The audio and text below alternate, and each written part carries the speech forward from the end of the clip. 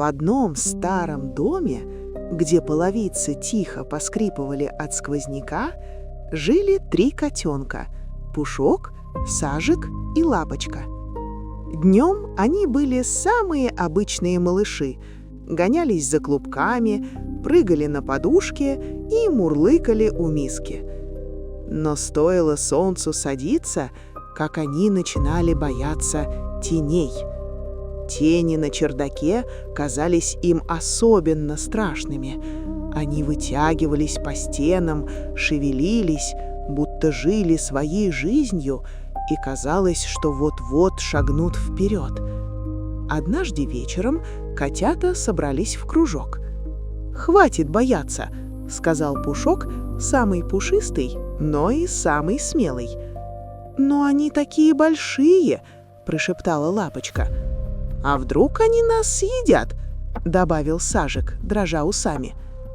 Пушок поднял хвост трубой и предложил: «Давайте пойдем на чердак и посмотрим, что это за тени. Если мы их увидим поближе, может, они окажутся не такими страшными». Котята поднялись по скрипучей лестнице.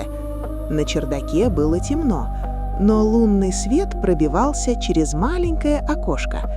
И вот тени, огромные, длинные, будто чудовища.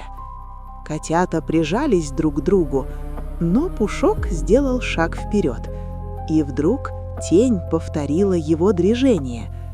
Он поднял лапку, тень подняла лапку. Он подпрыгнул, тень подпрыгнула.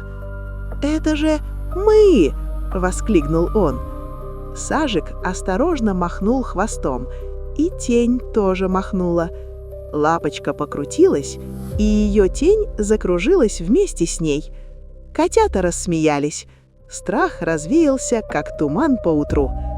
С тех пор чердак стал их любимым местом для игр.